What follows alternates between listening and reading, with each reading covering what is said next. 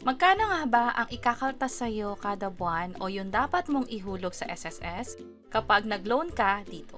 By the way, kung first time mo sa channel natin gusto mo pa ng mga online tutorial videos katulad nito, please click the subscribe button. Nandito tayo sa website ng SSS, that's sss.gov.ph. Mag-login lang tayo gamit yung user ID and password sa SSS. At i-enter yung PIN na pwedeng ma-receive sa phone o yung sa Google Authenticator o yung tinatawag na time-based password. Click ko lang tong I agree. Habang nag-loan ka sa SSS, ipapakita na rin sa'yo nito kung magkano ba yung makukuha mong pera at magkano na rin yung ihuhulog mong pabalik sa SSS account mo. Halimbawa, punta tayo sa loans, salary loan. At dito sa pinakababa, andito yung loanable amount. Depende kasi sa contribution mo sa SSS kung magkano yung pwede mong ma-loan. Pwedeng umabot ng 40,000 pesos kung naka at least 72 monthly contributions ka o meron kang kabuuang 6 na taong hulog na sa SSS kahit hindi sunod-sunod pero pag pinagsama-sama, magiging 72 months or 6 years. Pero kung less than 72 pero more than 36 naman or more than 3 years, 1 month loan yan which is 20,000 pesos. Sa case ko, pwedeng umabot ng 40,000 pesos. Dahil kapag chinek ko yung contributions ko, nandito siya. So, nakaka-86 na akong contribution sa SSS. So, pwede na talaga akong mag-loan ng up to 40,000 pesos.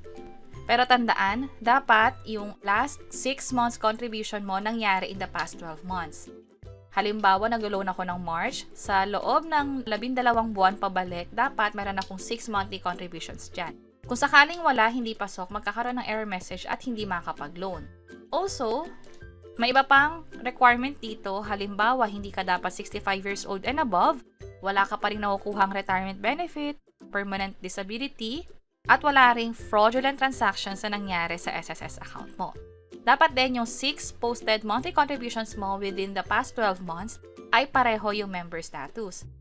Halimbawa, dapat pare-parehong hulog mo yon as employee or self-employed or OFW. At dito nga sa SSS, pwede na mag-loan. Halimbawa, 40,000 yung ilo-loan ko sa kanila. Dito sa next page, makikita rin naman yung amortization natin o yung kada buwang ikakaltas o dapat ihulog sa SSS. At ito nga yun. Sa 40,000 pesos na ilo-loan natin, ang makukuha lang talaga nasa 38,900. Kasi merong service fee na tinatawag at advance interest kinaltas na kaagad ng SSS. Kada buwan, for the next 24 months, ito yung ihuhulog natin sa kanila. Kasama na dyan yung interest at yung principal. Sa kabuuan, ito talaga yung babayaran natin sa halagang 40,000 pesos na ni-loan. Paano naman kung iba? Halimbawa dito, back lang tayo. Halimbawa, ang pwede mo lang ma-loan o yung gusto mo lang i-loan ay 20,000 pesos. Next tayo.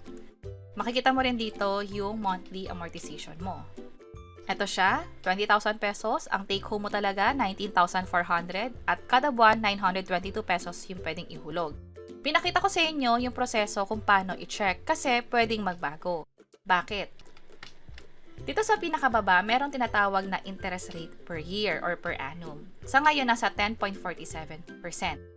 Pero in-announce na kasi mismo ng SSS maging ng gobyerno na ibababa ang interest rate nito. Mula 10%, magiging 8% na lang para sa salary loan. Sa calamity loan naman, nasa 7% siya. That's why kapag nag-a-apply kayo ng loan sa SSS, i-double check nyo itong disclosure. Makikita ninyo yung interest rate dito sa document na pwede nyo i-print or i-download para nga naman ma-review nyo muna kung magkano ba yung interest at yung ihuhulog nyo kada buwan na tatagal ng 2 taon or 24 months.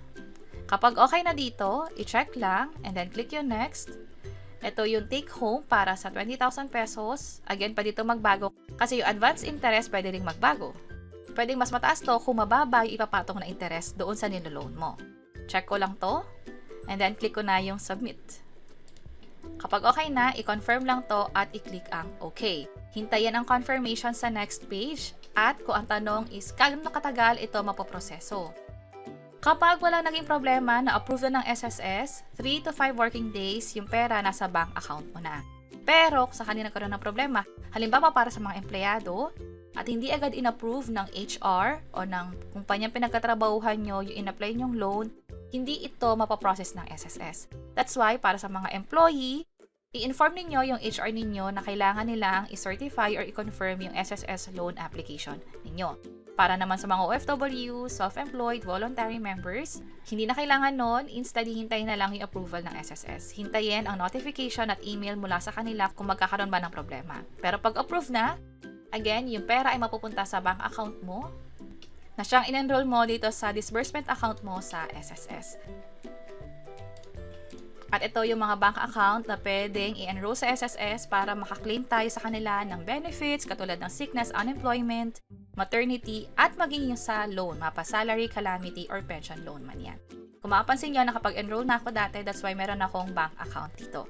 Kung kailangan nyo ng tutorial guide kung paano mag-enroll ng bank account sa SSS, also kung paano na rin mag-enroll sa SSS online account para sa mga bagong miyembro ng SSS, pwede nyo nang i-check yung page or channel namin or yung mga video tutorial ay nasa link sa description sa baba. Sana makatulong. See you sa next videos!